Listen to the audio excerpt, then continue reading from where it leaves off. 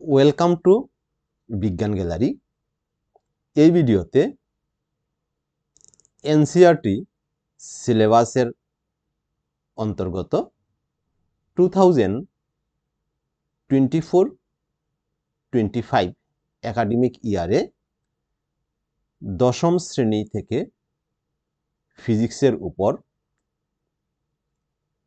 যে তোমাদের বিভিন্ন এক্সাম হবে, সেই এক্সামগুলিতে ফিজিক্সের দশম অধ্যায় আলো, প্রতিফলন এবং প্রতিসরণ চ্যাপ্টার থেকে তোমাদের half yearly exam, pre board exam এবং বোর্ড ফাইনাল এক্সামে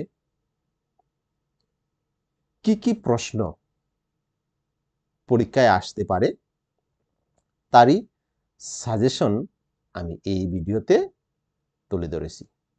আশা করি পুরাটা ভিডিও যদি তোমরা দেখো এবং ভিডিওর দেওয়া প্রশ্নগুলি তোমরা যদি ফলো করো, অর্থাৎ আমার দেওয়া এই প্রশ্নগুলি যদি মনোযোগ সহকারে তোমরা পড়ো, তাহলে বিগত বছরগুলিতে ছাত্রছাত্রীরা যেরকম কমন পেয়েছে, তোমরাও এবছর হাফ ইয়ারলি এক্সামে, প্রি বোর্ড এক্সামে এবং ফাইনাল এক্সামে এই চ্যাপ্টার থেকে 100% কমন পাবে। আর যারা এখনো এই চ্যানেলটাকে সাবস্ক্রাইব করোনি, যদি তোমরা প্রতিদিনের ভিডিও পেতে চাও অবশ্যই চ্যানেলটাকে সাবস্ক্রাইব করবে। আর আমার দেওয়া টপিক্সের উপরে তোমাদের যদি অন্য কোনো টপিক্স লাগে অবশ্যই তোমরা কমেন্টে বলবে, আমি সেই টপিক্সের উপরে ভিডিও করার চেষ্টা করব। তাহলে আমি দেখে নিচ্ছি এবার এই চ্যাপ্টার থেকে হাফ ইয়ারলি এক্সামে কত নম্বর থাকছে। দেখো, হাফ ইয়ারলি এক্সামে এই চ্যাপ্টার থেকে থাকবে টোটাল 8 মার্ক। এর মধ্যে এমসিকিউ প্রশ্ন, অর্থাৎ সঠিক উত্তর নির্বাচন করো এরকম প্রশ্ন থাকবে হাফ ইয়ারলি এক্সামে 1 মার্কের 2টা।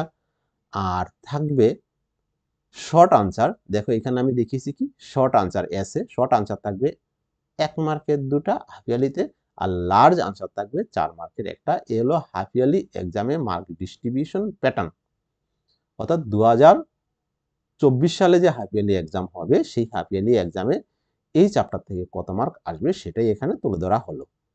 এরপরে আমরা দেখে নিচ্ছি বোর্ড ফাইনাল এবং প্রি বোর্ড এক্সামে কত নম্বর থাকছে। দেখো, বোর্ড ফাইনাল এবং প্রি বোর্ড এক্সামে এই চ্যাপ্টার থেকে টোটাল থাকবে 9 মার্ক। এই 9 মার্কের মধ্যে তোমাদের এমসিকিউ থাকবে একটা 1 মার্কের, আর শর্ট আনসার অর্থাৎ 1 মার্কের একটা ডিরেক্ট প্রশ্ন থাকবে, আর থাকবে 2 মার্কের একটা শর্ট কোয়েশ্চন, আর থাকবে 5 মার্কের একটা। তাহলে এই চ্যাপ্টার থেকে কি কি প্রশ্ন আসতে পারে সেটাও তোমরা জেনে নিলে। মনে রাখবে আমি যে কোয়েশ্চন প্যাটার্নটা দিয়েছি সেটা Tripura board of secondary education থেকে দেওয়া কোয়েশ্চন প্যাটার্ন এরকমই। সুতরাং ত্রিপুরা বোর্ড থেকে যে প্রশ্ন করবে হুবহু এরকম কোয়েশ্চন প্যাটার্নে আসবে। আর যারা অন্য বোর্ডের ক্ষেত্রে আসো, বাংলা মিডিয়ামের স্টুডেন্ট, তোমরা ওই সাজেশনগুলি ফলো করতে পারো।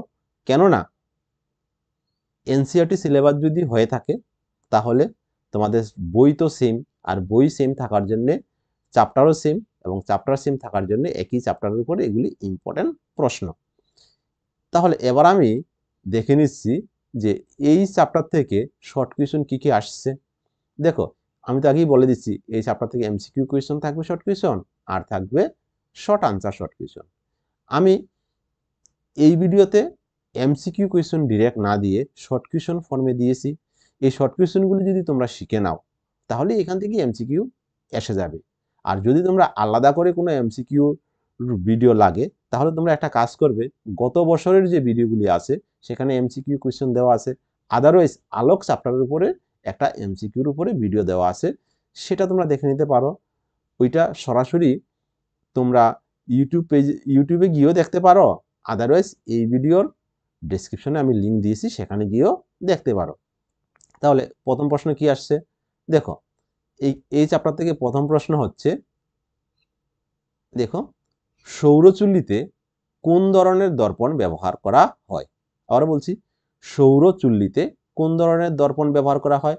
দেখো, অবতল দর্পণ। দেখো আমি কিন্তু তোমাদের যে সাজেশন দিয়েছি সেই সাজেশনে ছোট বড় সব প্রশ্ন আমি তুলে ধরেছি, অর্থাৎ এই চ্যাপ্টারটা যদি তুমি ফলো করো তাহলে ছোট বড় সব ধরনের প্রশ্নই এই ভিডিওর মাধ্যমে তোমাদের কমপ্লিট হয়ে যাবে। আর সবগুলি ছোট প্রশ্নের আনসার আমি এই ভিডিওতে দিয়ে দিয়েছি। আর ব্রড কোয়েশ্চেনগুলির আনসার দেইনি, কারণ ব্রড কোয়েশ্চেনগুলির আনসার যদি আমি দিতে যাই একই ভিডিওতে তাহলে ভিডিওটা অযথা অনেক বেশি বড় হয়ে যাবে। তাহলে এবার আমি চলে যাচ্ছি নেক্সট প্রশ্ন। কি বলেছে? লেন্সের বক্রতা কেন্দ্র দুটির মধ্য দিয়ে গমনকারী রেখাকে কি বলে? দেখো আনসার দেখে নাও। লেন্সের বক্রতা কেন্দ্রগামী যে রেখা সেটাকে বলা হয় প্রধান অক্ষ। তোমরা উঠিয়ে নাও। আবার বলছি, লেন্সের বক্রতা কেন্দ্রগামী রেখাকে বলা হয় প্রধান অক্ষ। এরপরে দেখে নিচ্ছি আমরা ঠিক তার পরের প্রশ্ন। বিবর্ধক কাচ হিসাবে কোন ধরনের লেন্স ব্যবহার করা হয়? তোমরা জানো যে আতস কাচ একটা আছে, সেটা হলো উত্তল লেন্সের, আর সেটাই হচ্ছে বিবর্ধক লেন্স। তাহলে বিবর্ধক কাচ বা লেন্স হিসাবে কোন ধরনের লেন্স ব্যবহার করা হয়? আনসার হলো উত্তল লেন্স। আনসারটা লিখে নাও, উত্তল লেন্স। এরপরে আমরা দেখে নিচ্ছি আমাদের নেক্সট প্রশ্ন। নেক্সট প্রশ্নে আমরা কি করব? সমতল দর্পণ কি ধরনের প্রতিবিম্ব গঠন করে? সমতল দর্পণ কোনটা? দেখো আমরা প্রত্যেকেই প্রতিদিন অনেকবার আয়নার সামনে গিয়ে দাঁড়াই, যে আয়নার সামনে আমাদের ছবি দেখি সেটাই হচ্ছে সমতল দর্পণ। এই সমতল দর্পণে কি ধরনের প্রতিবিম্ব গঠন করে? অবশ্যই অসৎ প্রতিবিম্ব গঠন করে। আবার বলছি, সমতল দর্পণে অসৎ প্রতিবিম্ব গঠন করে। এরপর আমরা দেখে নিচ্ছি পরের যে প্রশ্ন। কি বলছে? অবতল দর্পণের সম্মুখে বস্তুর কোন অবস্থানের জন্য, এটা নয় জপলা হবে, এখানে নয় জপলা হবে, জন্য সদ ও বিবর্ধিত প্রতিবিম্ব পাওয়া যাবে। অর্থাৎ অবতল দর্পণের সামনে কোথায় একটা বস্তুরে রাখলে তুমি সদ ও বিবর্ধিত মানে বস্তু থেকে বড় প্রতিবিম্ব পাবে? তাহলে আনসারটা কি হবে? আনসারটা হবে যে অবতল দর্পণের সম্মুখে মানে তার সামনে ইহার ফোকাস থেকে বক্রতা কেন্দ্রের মধ্যে যে কোনো অবস্থানে বস্তুকে রাখলে প্রতিবিম্ব সদ বিবর্ধিত পাওয়া যাবে বা প্রতিবিম্ব সদ বিবর্ধিত হয়। এরকম প্রশ্ন প্রায়ই এক্সামে এসে থাকে। এরকম প্রশ্ন যারা ট্রেড এক্সাম দিয়েছে তাদের ক্ষেত্রেও এসছে। তাহলে আনসারটা লিখে নাও। আবারও বলছি, অবতল দর্পণের সম্মুখে ইহার ফোকাস থেকে বক্রতা কেন্দ্রের মধ্যে যে কোনো অবস্থানে বস্তুকে রাখলে প্রতিবিম্ব সদ বিবর্ধিত হয়। এরপরে দেখে নিচ্ছি আমরা ঠিক তার পরের যে প্রশ্নটা আছে সেটা, স্নেলের সূত্রটি লিখো। দেখো স্নেলের সূত্র কোনটা? আলোর প্রতিসরণের যে দ্বিতীয় সূত্র সেটা হলো স্নেলের সূত্র। সেটা কি বলছে? সেটা বলেছে sine i by sine r equal to mu. দেখো আমি শর্ট ফর্মে দিয়েছি, আবার লেখো যে স্নেলের সূত্র হচ্ছে sine i by sine r equal to mu. এটা 1 মার্কের কোয়েশ্চন, সেই জন্য আমি এরকম শর্টে দিয়েছি। এরপরে দেখে নিচ্ছি আমার যে নেক্সট প্রশ্ন। নেক্সট প্রশ্ন কি আছে? নেক্সট প্রশ্ন হলো শপিং মলে নিরাপত্তার জন্য কোন দর্পণটি ব্যবহার করা হয়? দেখো এই যে 7 নম্বর প্রশ্নটা একটা ইন্টারেস্টিং প্রশ্ন, কেননা অনেকগুলি প্রশ্ন আমি এখানে অর করে দিয়েছি অথবা করে দিয়েছি এবং সবগুলি প্রশ্নের আনসার একই। কি বলছি? শপিং মলে নিরাপত্তার জন্য কোন ধরনের দর্পণ ব্যবহার করা হয়?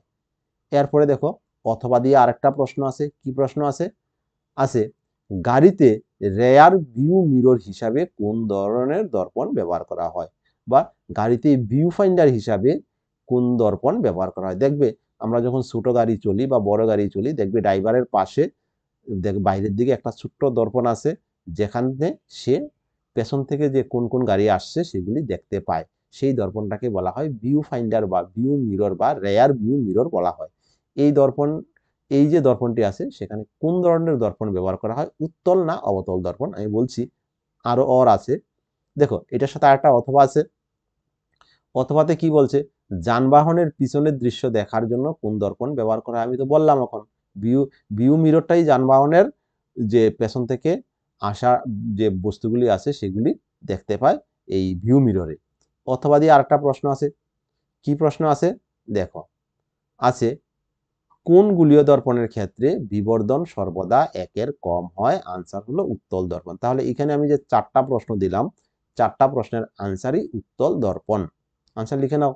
আবারও বলছি, গোলীয় দর্পণের ক্ষেত্রে বিবর্ধন সর্বদা বা বিবর্ধক সর্বদা 1-এর কম হয় উত্তল দর্পণে। তাহলে এই 4টা প্রশ্ন এবং আনসার হচ্ছে উত্তল দর্পণ। একটু বুঝে পড়লে পুরো ফুল মার্কেই ক্যারি করা যায়। পরের আমরা কোশ্চেনে চলে যাচ্ছি। পরের কোশ্চেনে কি বলছে দেখো, পরের কোশ্চেনে বলছে আলোর প্রতিসরাঙ্ক কোন দুটি রাশির অনুপাত? দেখো, প্রতিসরাঙ্ক কোন দুটি রাশির অনুপাত? আনসার হচ্ছে শূন্য মাধ্যমে আলোর বেগ এবং ওই মাধ্যমে আলোর বেগের অনুপাত। আবার বলছি, আলোর প্রতিসরাঙ্ক তুমি যে মাধ্যমের বের করবে সেই মাধ্যমের আলোর বেগ এবং শূন্য মাধ্যমের আলোর বেগ, এই যে দুটা বেগের ক্ষেত্রে শূন্য মাধ্যমের আলোর বেগ এবং যে মাধ্যমে তুমি প্রতিসরাঙ্ক বের করবে সেই মাধ্যমের আলোর বেগ, এই দুটাকে যদি তুমি অনুপাত করে নাও সেটাই হচ্ছে আলোর প্রতিসরাঙ্কের অনুপাত। এরপরে যাই আমরা, পরের যে কোয়েশ্চন আছে, দন্ত চিকিৎসকরা কি ধরনের দর্পণ ব্যবহার করা হয়? মানে দাঁতের ডাক্তার যারা আছে, ডেন্টিস্ট, তারা এক ধরনের দেখবে দর্পণ ব্যবহার করে। সেটা কি ধরনের দর্পণ ব্যবহার করে? আনসার হলো অবতল দর্পণ।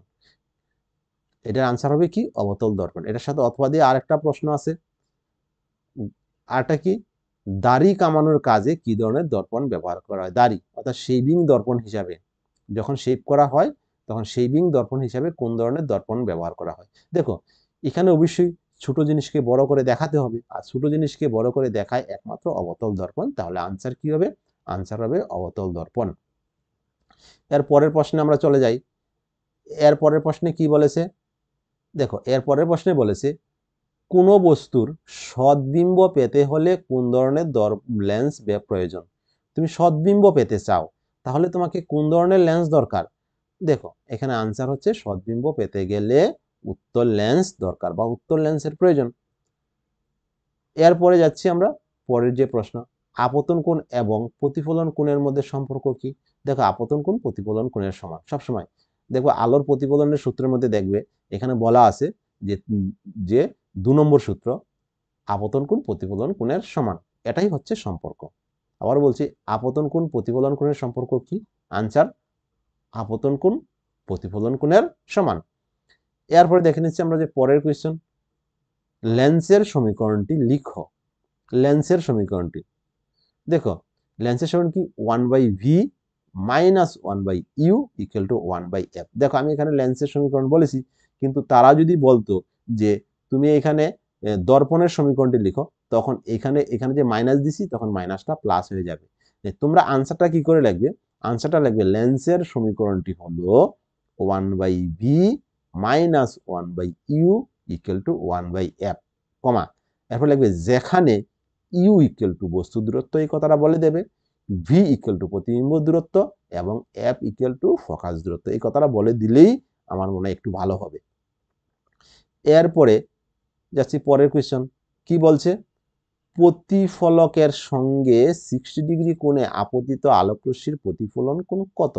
দেখো, একটা আলোকরশ্মি যদি কোনো তলের মধ্যে আপতিত হয় তাহলে সেই আলোকরশ্মিটা অবিলম্বের সাথে যে কোণ উৎপন্ন করে সেটা তোমরা জানো, আপতন কোণ। সেটা যদি 60 ডিগ্রি হয় তাহলে প্রতিফলন কোণটা কত হবে? প্রতিফলন কোণটা হবে, এখানে 90 থেকে যদি তুমি 60 বিয়োগ দাও তাহলে কত হবে? তাহলে প্রতিফলন কোণটা হবে 30 ডিগ্রি। আনসার কি হবে? প্রতিফলন কোণ হবে 30 ডিগ্রি। আবার আপতন কোণ যদি 45 ডিগ্রি হয়, প্রতিফলন কোণও 45 ডিগ্রি হবে। আপতন কোণ যদি 30 ডিগ্রি হয়, প্রতিফলন কোণ হবে কত? 60 ডিগ্রি। আনসারটা লিখে নাও।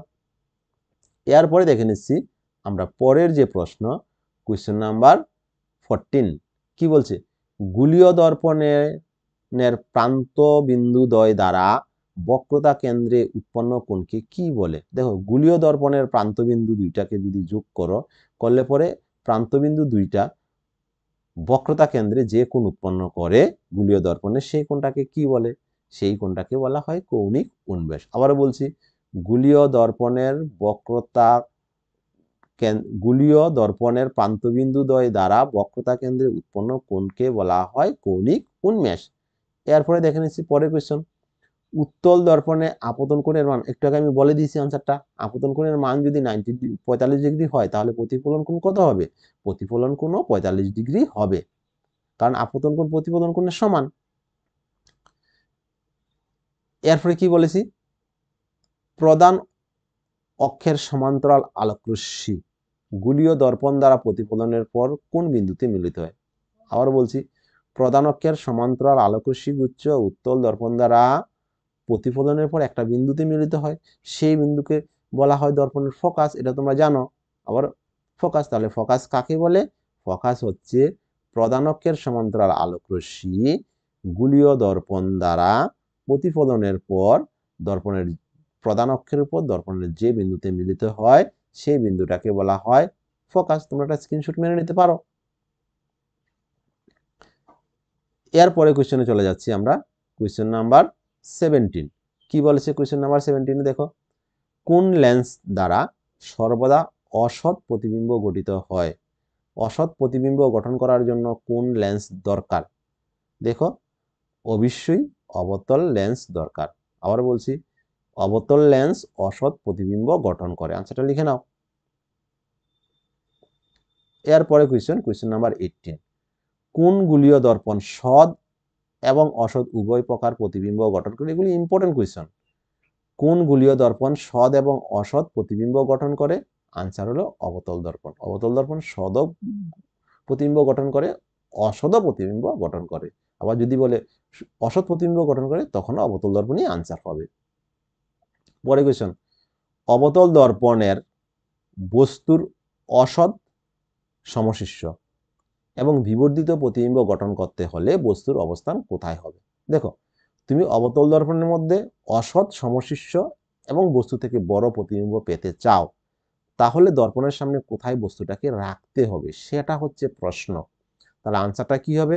আনসারটা হবে, দেখো, অবতল দর্পণের সম্মুখে ইহার মেরু থেকে ফোকাসের মধ্যে, অর্থাৎ দর্পণের মেরু এবং ফোকাসের মধ্যে যে কোনো অবস্থানে যদি তুমি বস্তুটা রাখো, তাহলে অসৎ অবশিষ্য বিবর্ধিত প্রতিবিম্ব গঠন হবে। এটা কয়েকবার এক্সামে এসছে এবং যারা টেট পরীক্ষা দেবে তাদের ক্ষেত্রেও এই ধরনের কোয়েশ্চন সচরাচর এসে থাকে।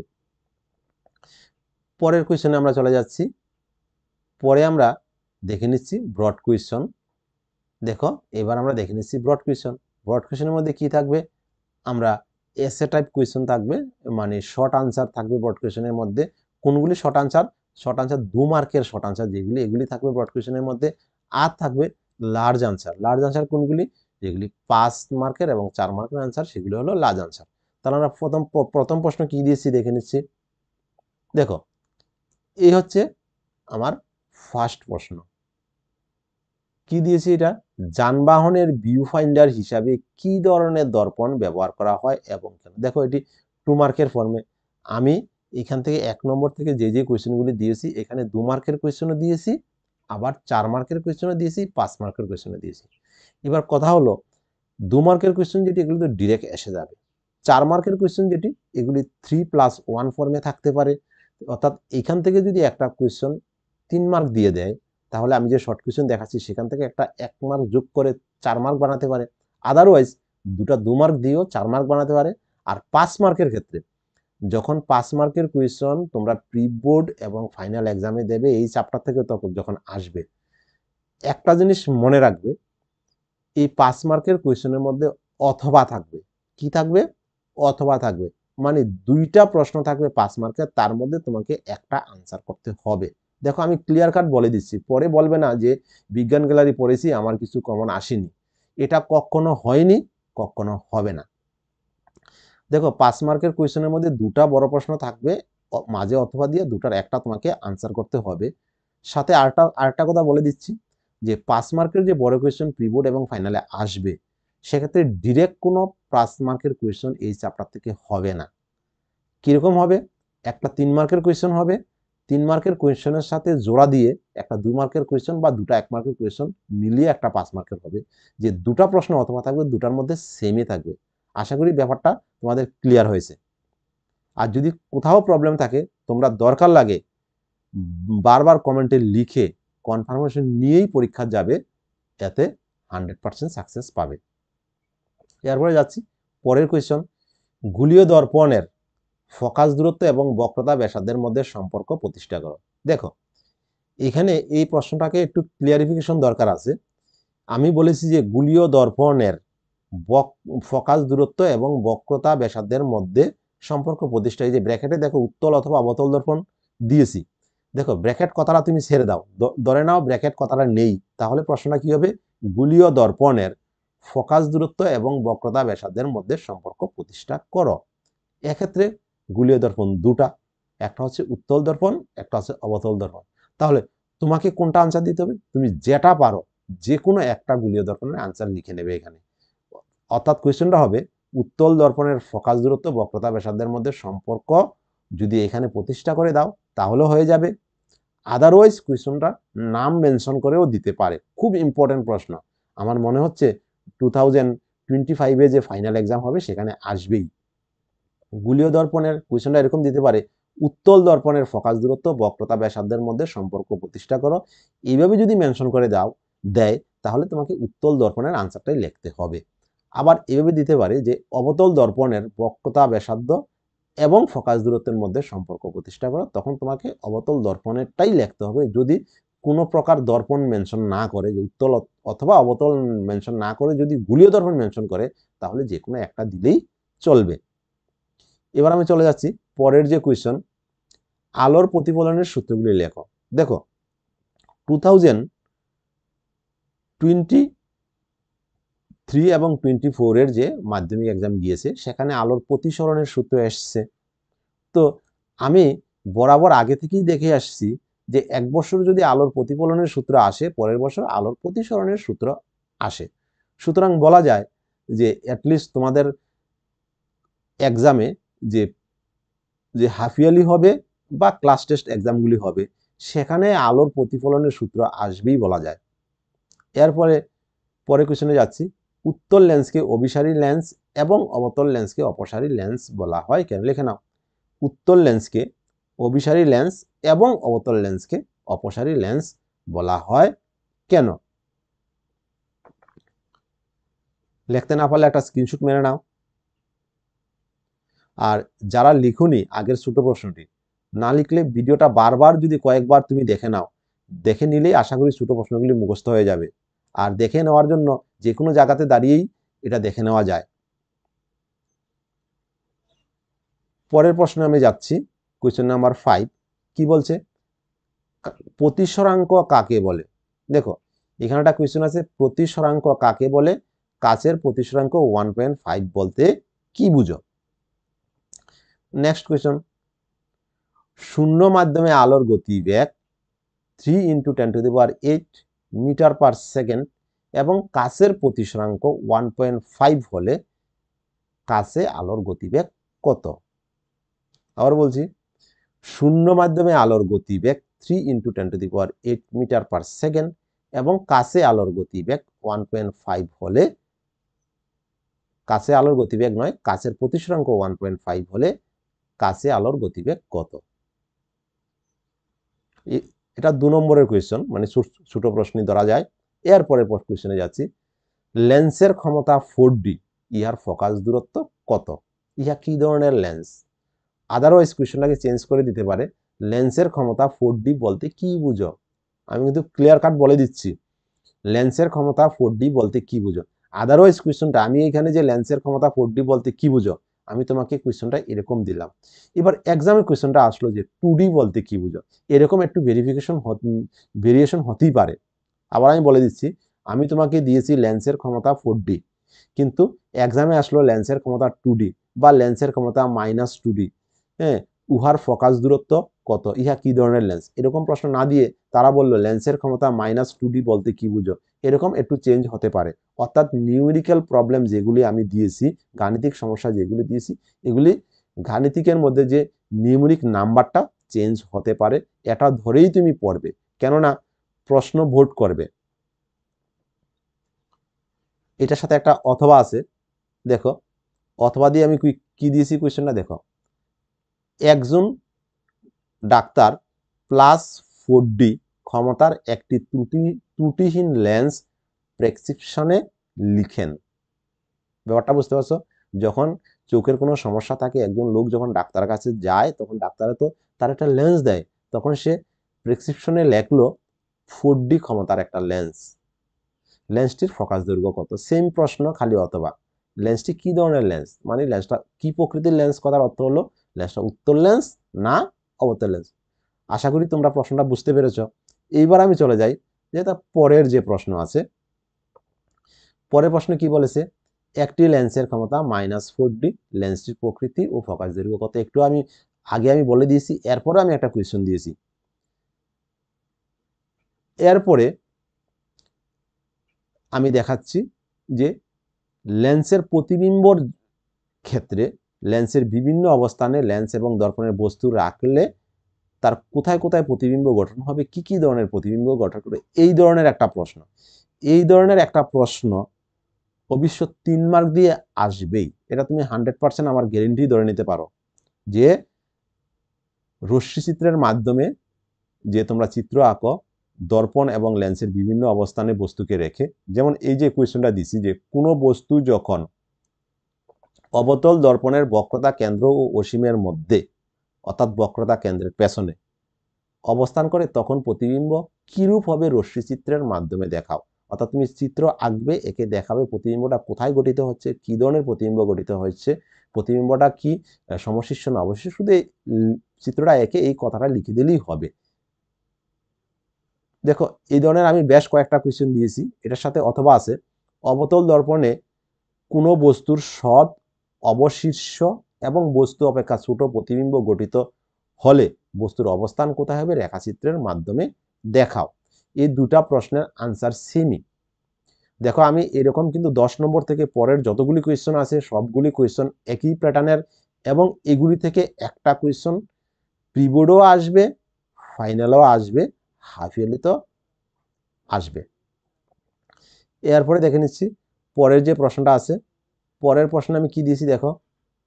দেখো অবতল দর্পণ কিভাবে বস্তুর বিস্তৃত, বস্তুর সৎ, বিস্তৃত মানে বস্তু থেকে বড়, বিবর্ধিত প্রতিবিম্ব গঠন করে রেখাচিত্রের মাধ্যমে দেখাও।